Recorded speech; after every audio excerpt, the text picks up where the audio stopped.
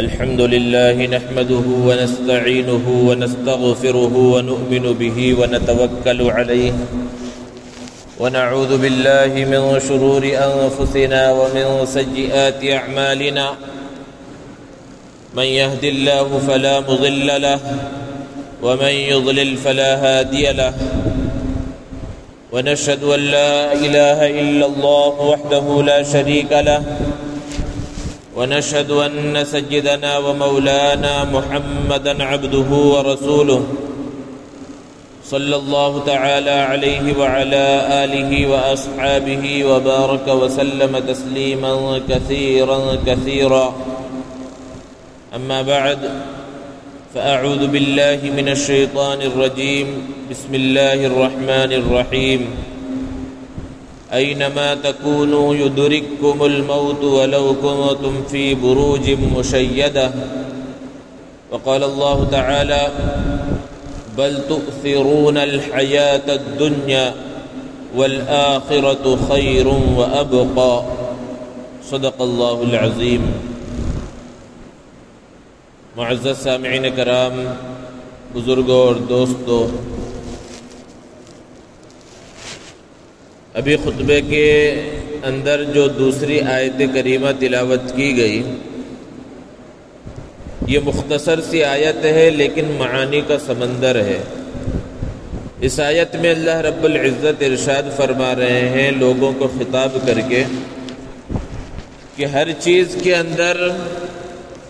تم دنیا کو ترجیح دیتے ہو. بل تؤثرون الحیات الدنیا، تمہارے پیش نظر ہر چیز میں دنیا ہے. تم کوئی کام کرتے ہو تو دیکھتے ہو اس سے دنیا کا کتنا نفع ہے، کتنا فائدہ ہے. یعنی دنیا پیش نظر ہے، دنیا کا فائدہ ہی پیش نظر ہے. تمہاری زندگی اسی انداز میں گزر رہی ہے.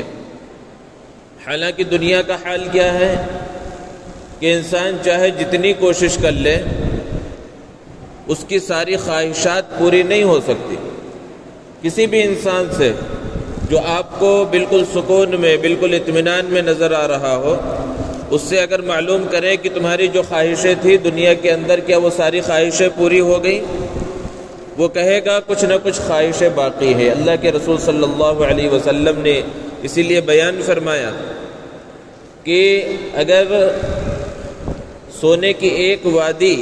ایک انسان کو مل جائے تو وہ دوسرے کی تمنا کرے گا، دوسری مل جائے تو تیسرے کی تمنا کرے گا. اس کا پیٹ نہیں بھرتا. یہ انسان کا حال ہے.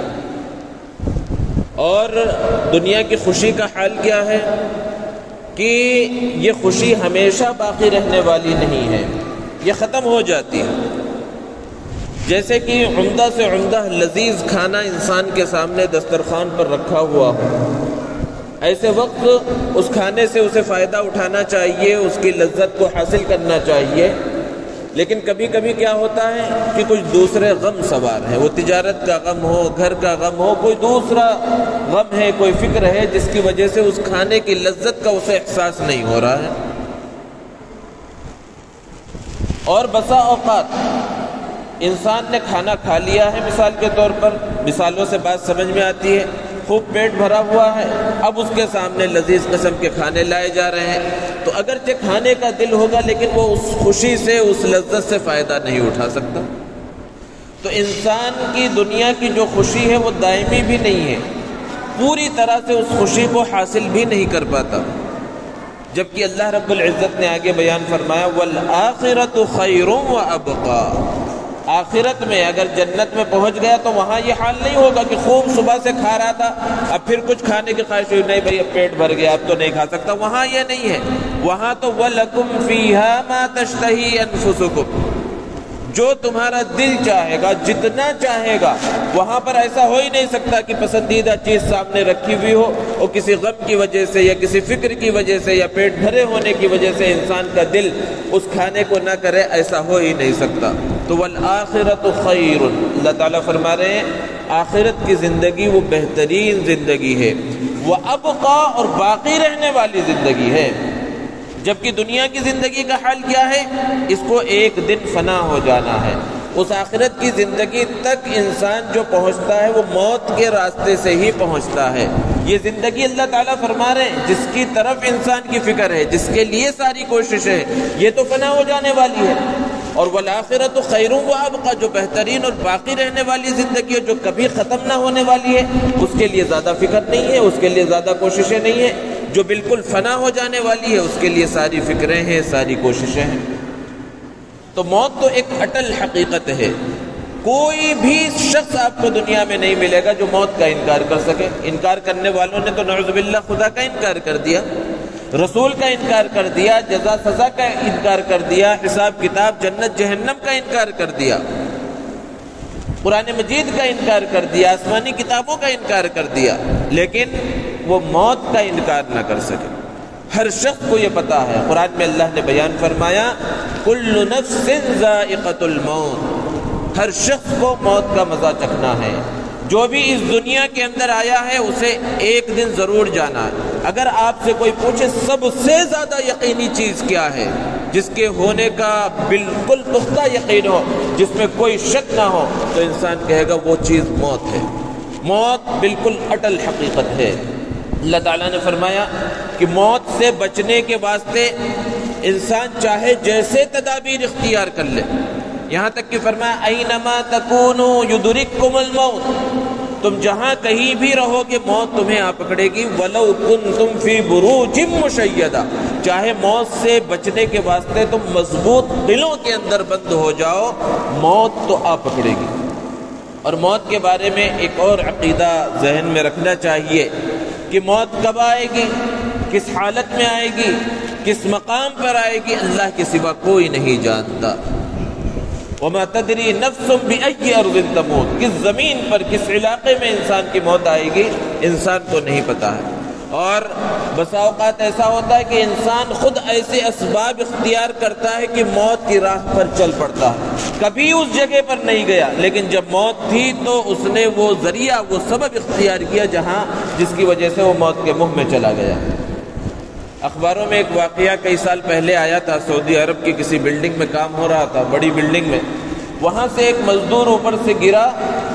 اب اوپر سے گرے تو عام طور پر انسان بچتا نہیں ہے، کئی منزلہ بلڈنگ کے اوپر سے گرا اور بچ گیا صحیح سالم، اور پھر وہ جو بلڈنگ میں کام چل رہا ہے انہی سیڑھیوں سے اوپر آیا، لوگ اوپر سے دیکھ رہے ہیں، اور پھر لوگوں کی جو اس کے دوست احباب تھے ان کی خوشی کا ٹھکانہ نہیں، اور خود اس شخص کی خوشی کا بھی ٹھکانہ نہیں۔ اب لوگوں نے، دوستوں نے اس سے دعوت کا مطالبہ کیا، بھائی تمہاری زندگی بچ گئی، تھوڑی اوپر سے آدمی گرتا ہے نہیں بچتا، تم اتنے اوپر سے گرے اور بچ گئے صحیح سالم، چلو مٹھائی کھلاؤ۔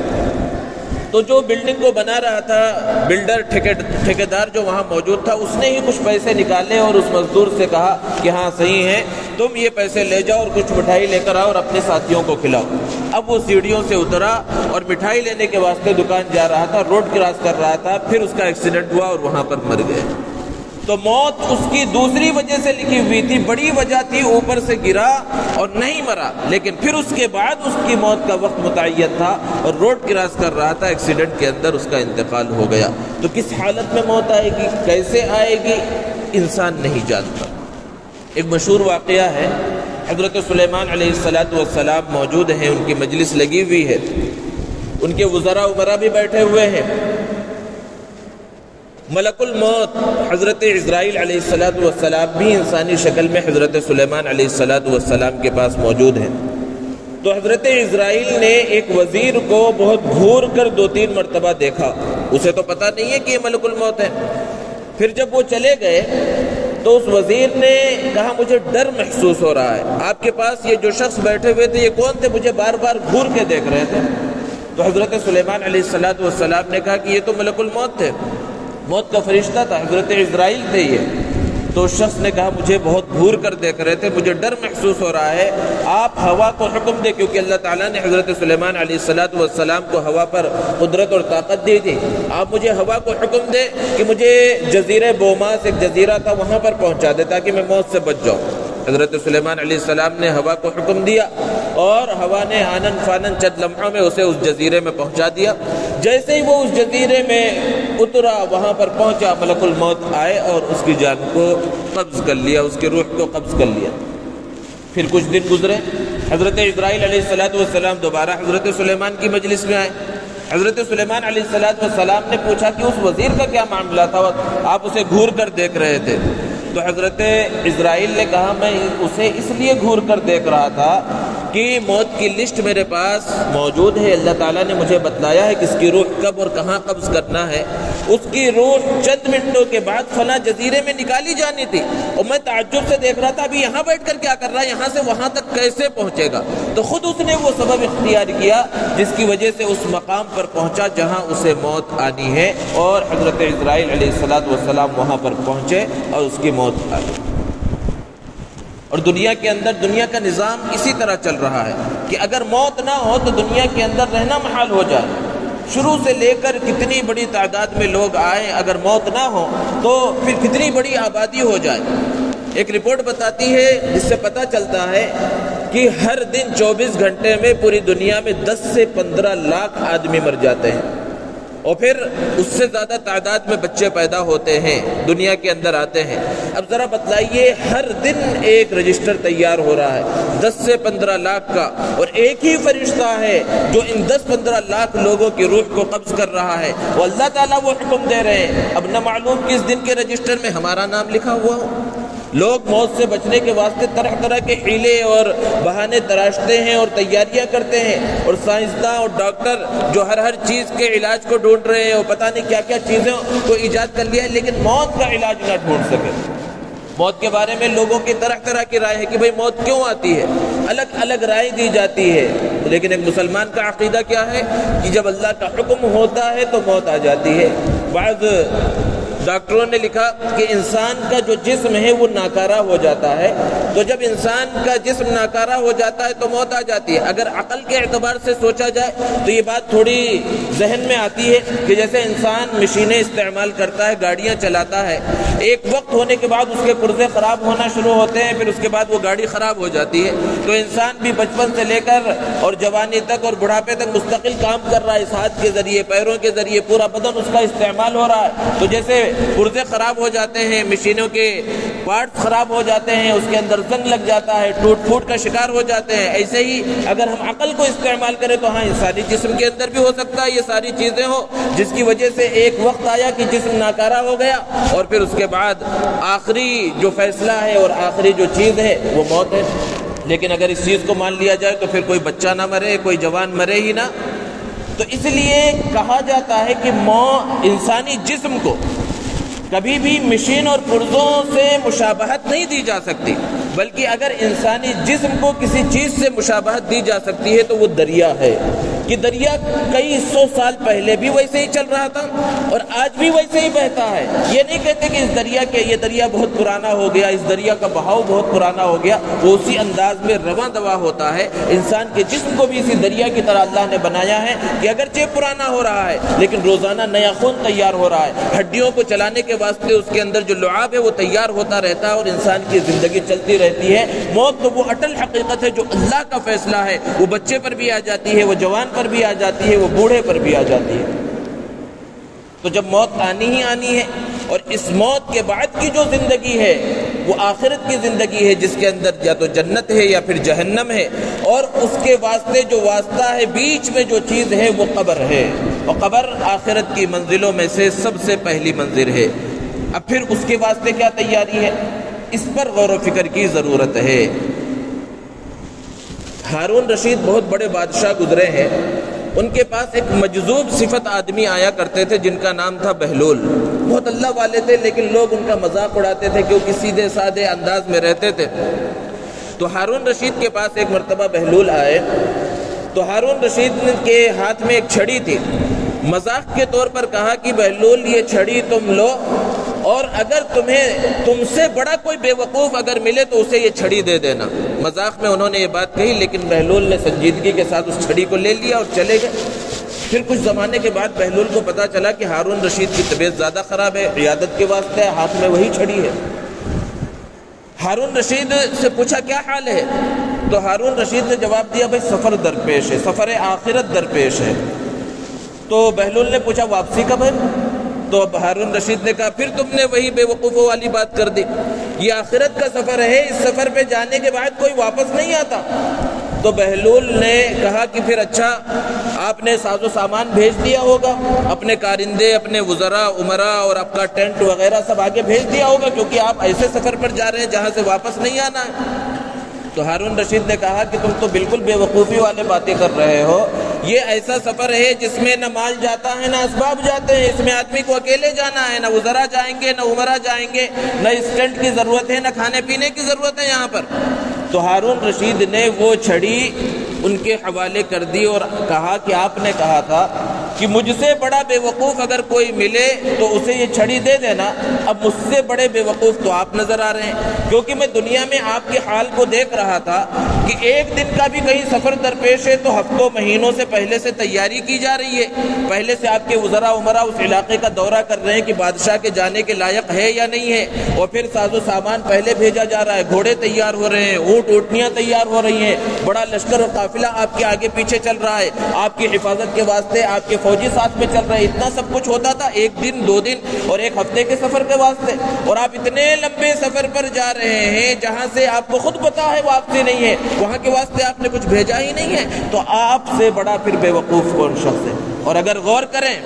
تو بہلول نے جو بات کہی تھی وہ ہم سب کے اوپر صادق آتی ہے، اگر انسان خود اپنا محاسبہ کرے کہ ہم روزانہ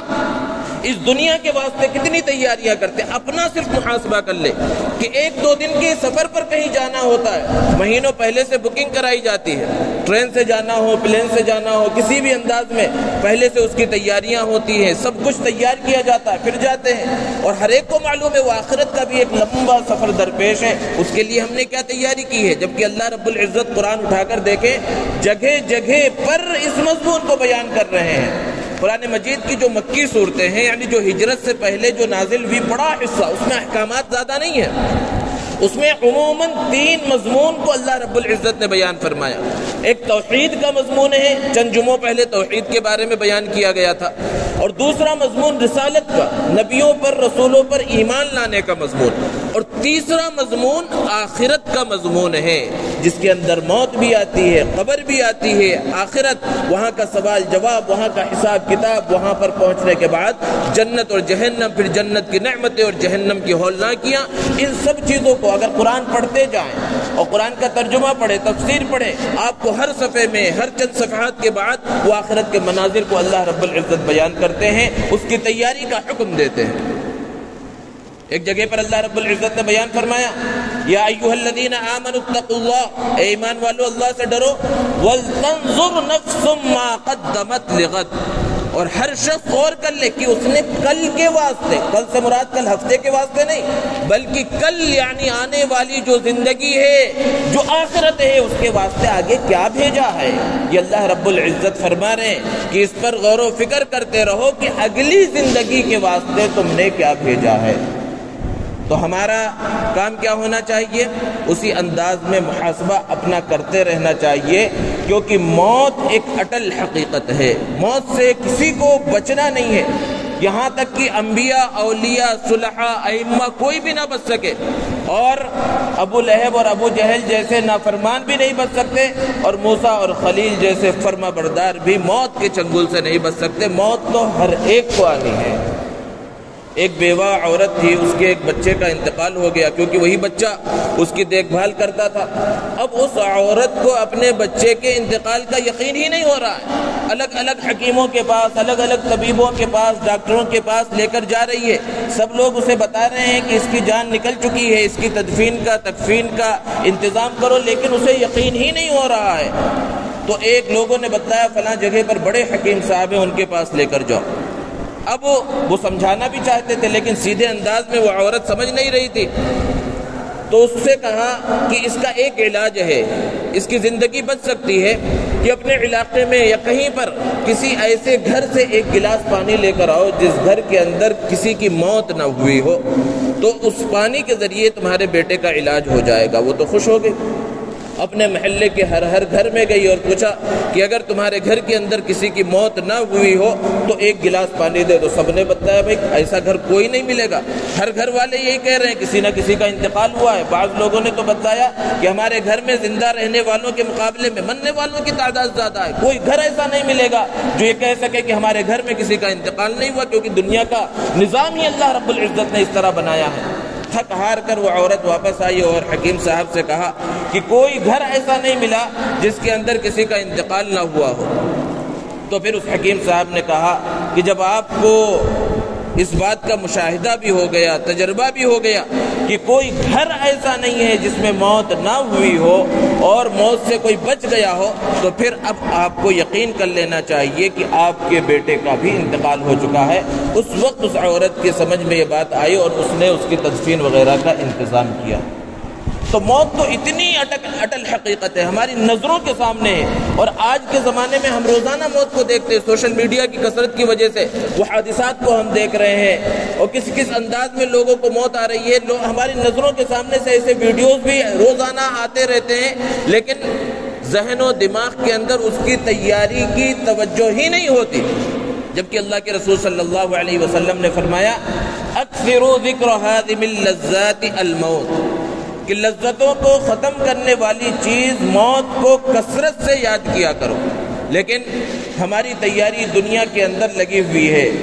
ایک بہت بڑے مالدار شخص نے ایک عمدہ قسم کا گھر بنایا، یعنی اس کے اندر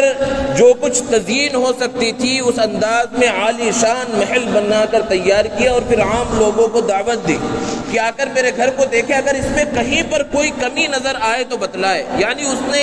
اتنا لحاظ رکھا کہ کوئی چھوٹی سے چھوٹی کمی کہ جس کو کوئی اعتراض کرنے والا، تنقید کرنے والا نکال سکے، ایسی بھی کمی اس نے اپنے گھر کے اندر باقی نہیں رکھی۔ ایسا عالی شان گھر، عالی شان محل تیار کیا۔ اب لوگ آنے لگے، دیکھنے لگے، اور ہر ایک بڑھ چڑھ کر اس میں تعریف کر رہا ہے کہ ایسا گھر تو ہم نے اپنی زندگی میں نہیں دیکھا۔ خوب بڑھ چڑھ کر لوگ تعریف کر رہے ہیں کیونکہ وہ ایسا گھر اس نے بنایا تھا۔ پھر ایک شخص آیا اور اس نے کہا کہ بہت عالی شان گھر ہے، لیکن اس میں 2 خرابیاں ہیں اس گھر کے اندر۔ اب وہ گھر کا مالک بڑا پریشان ہو گیا کہ اتنا پیسہ کروڑوں اربوں خرچ کرنے کے بعد اب اس کو اس گھر کے اندر 2 خرابیاں نظر آ رہی ہیں، جبکہ اتنے بڑے بڑے لوگ آئے اور گھر کی انہوں نے تعریف کی۔ تو اس نے غصے میں پوچھا کہ کیا خرابی ہے؟ تو اس شخص نے کہا پہلی خرابی تو یہ ہے کہ آپ اس میں ہمیشہ نہیں رہیں گے، آپ نے بنایا ہے، آپ اس میں ہمیشہ نہیں رہیں گے، اور دوسری خرابی یہ ہے کہ یہ گھر بھی ہمیشہ نہیں رہے گا۔ اگر اس چیز کا انسان کو یقین ہو جائے، دنیا کمانے سے، دنیا بنانے سے اس سے منع نہیں ہے، لیکن وہ دل کے اندر نہ بیٹھے، وہ کب ہوگا؟ جب آگے والی زندگی، جو بڑی زندگی ہے جس کے لیے تیاری کرنا ہے، جس کے لیے ساز و سامان تیار کرنا ہے اور جس کے لیے سب کچھ بھیجنا ہے، اس کا جب ذہن کے اندر اس کی جب فکر ہوگی تو پھر انسان کی زندگی صحیح انداز میں گزرے گی۔ ایک قبرستان کے پاس سے اللہ کے رسول صلی اللہ علیہ وسلم گزرے، قبر کی طرف اشارہ کر کے کہا کوئی دن قبر پر ایسا نہیں گزرتا جس دن یہ قبر آواز نہ دیتی ہو کہ میں وحشت کا گھر ہوں، میں کیڑے مکوڑوں کا گھر ہوں، میں تنہائی کا گھر ہوں، مگر اس شخص کے واسطے رحمت ہوں جو اللہ کا ڈر اپنے دل کے اندر رکھتا ہے۔ تو قبر روزانہ یہ آواز دیتی ہے۔ حضرت عثمان غنی رضی اللہ تعالی عنہ کے بارے میں ہے کہ ان کے سامنے جنت کا، جہنم کا تذکرہ ہوتا، آخرت کا تذکرہ ہوتا، اس کو غور سے سنتے، لیکن جیسے ہی موت کا تذکرہ اور موت کے بعد قبر کا تذکرہ آتا تو پھر رونا شروع کر دیتے، یہاں تک کہ داڑھی مبارک ان کی آنسوؤں سے تر ہو جاتی۔ لوگ کہتے کہ آپ کے سامنے یہاں تک کہ جہنم کی ہولناکیاں بیان کی جاتی ہیں، موت کی سختیاں بیان کی جاتی ہیں، سب کچھ بیان کیا جاتا ہے، لیکن آپ کے اندر وہ کیفیت پیدا نہیں ہوتی۔ لیکن قبر کا جب تذکرہ کیا جاتا ہے تو آپ کی کیفیت بالکل بدل جاتی ہے۔ حضرت عثمان غنی رضی اللہ تعالی عنہ نے بیان فرمایا وہی بات جو اللہ کے رسول صلی اللہ علیہ وسلم نے بتلائی ہے، اس کی تفسیر کی کہ یہ یہاں پر اگر کامیاب ہو گئے، یہاں جو کچھ حساب کتاب ہوگا، یہاں کامیابی مل گئی تو آگے کے جو مراحل ہیں وہ آسان ہوتے چلے جائیں گے۔ انسان کو دنیا کے اندر بہت سارے امتحانات سے، اور خاص طور پر جو اسٹوڈنٹس ہیں، طلباء ہیں، الگ الگ قسم کے امتحانات ہوتے ہیں۔ ابھی امتحانات کا زمانہ چل رہا ہے، آپ کو پتہ ہوگا کہ بچے کس انداز میں تیاری کر رہے ہیں۔ تو امتحان میں کیا آنے والا ہے؟ عموماً معلوم نہیں ہوتا، یعنی خاص کون سا سوال ہوگا۔ قبر کے اندر ایک بڑا امتحان ہے، کتنے سوال ہونے والے ہیں اللہ رب العزت نے وہ بھی بتلا دیا، پرچہ کیا آنے والا ہے اللہ رب العزت نے اس کو بھی بتا دیا ہے۔ اب اگر دنیا کے کسی امتحان میں پہلے سے اگر تھوڑا سا بھی اشارہ مل جائے بچے کو کہ ارے بھائی یہ سوال آنے والا ہے، فلاں صفحے سے آ سکتا ہے، اس کے آس پاس 4-5 صفحے رٹ لیتا ہے کہ بھائی جب آ رہا ہے تو اس کو اچھے سے تیاری کر کے جاؤ۔ اور وہ بڑا امتحان جو ہمیشہ کی زندگی کے واسطے، جو زندگی شروعات ہوگی جس زندگی کی،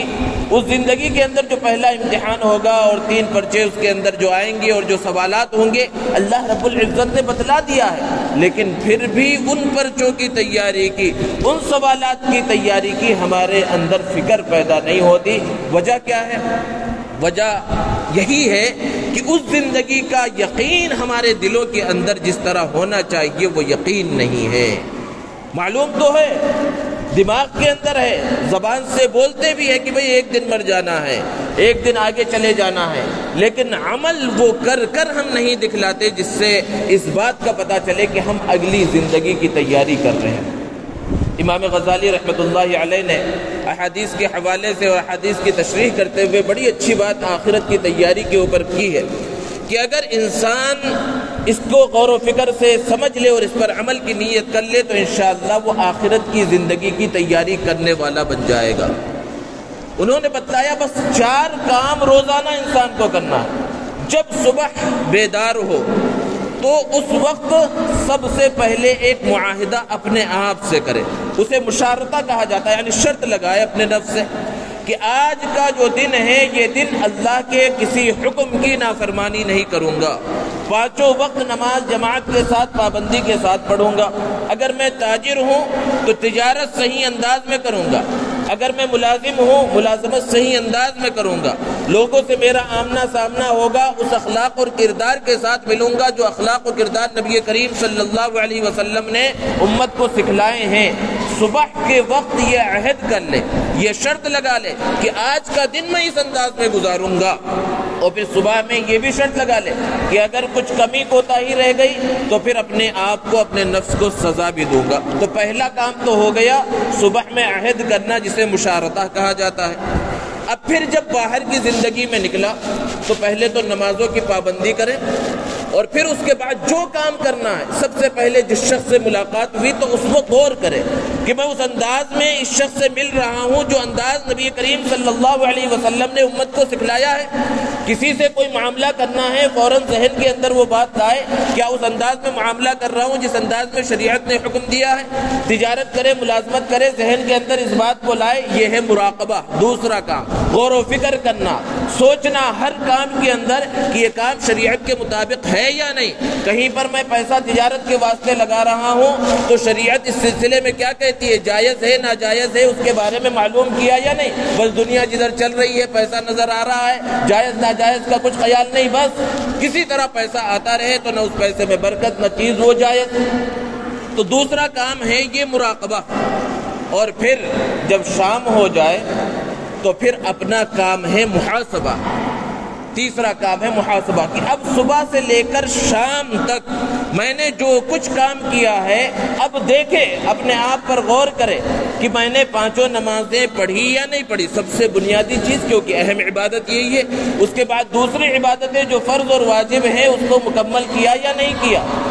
تجارت اگر میں نے کی ہے، کچھ سامان بیچا، صحیح سامان صحیح انداز میں بیچا یا نہیں بیچا۔ ملازم تھا، صحیح انداز میں نے ملازمت کی یا نہیں کی۔ لوگوں سے کچھ معاملات تھے، لین دین تھے، تو میں نے اس کو صحیح انداز میں کیا یا نہیں کیا۔ اگر سب کچھ صحیح انداز میں کیا ہے اللہ کا شکر ادا کرے، کیونکہ اللہ نے فرمایا لئن شکرتم لازیدنکم، اگر شکر ادا کرو گے تو مزید دوں گا۔ اور اگر کمی کوتاہی رہ گئی ہے تو اپنے آپ کو، اگر نمازیں چھوٹی تب تو بڑا گناہ ہے، پہلے نمازوں کی قضا کرے۔ دوسری کوئی غلطیاں ہوئی ہے تو اپنے آپ کو، اب یہ چوتھا کام ہے معاقبہ، سزا دینا۔ اپنے آپ کو سزا کیا ہے؟ ہر غلطی پر 4 رکعت نفل یا 2 رکعت نفل یا 50 روپے یا 100 روپے صدقہ، اس کی نیت کرے۔ جب یہ 4 کام، صبح اٹھ کر معاہدہ، دن میں مراقبہ، ہر کام میں غور و فکر، پھر شام میں اپنا حساب و کتاب، اور حساب و کتاب کے بعد اپنے آپ کو کے ذریعے اللہ کا یا تو شکر ادا کرنا، اور اگر کمی کوتاہی رہ گئی تو عبادت کے ذریعے یا صدقہ خیرات کے ذریعے اپنے آپ کو سزا دینا، اس کی جب عادت بن جائے گی، پوری 24 گھنٹے کی زندگی شریعت کے مطابق ہو جائے گی اور انسان آخرت کی تیاری کرنے والا بن جائے گا۔ اللہ رب العزت سے دعا ہے اللہ تبارک و تعالی ہم سب کو موت سے پہلے موت کی صحیح تیاری کرنے کی اور آخرت کی تیاری کرنے کی توفیق عطا فرمائے۔ وآخر دعوانا الحمد للہ رب العالمین۔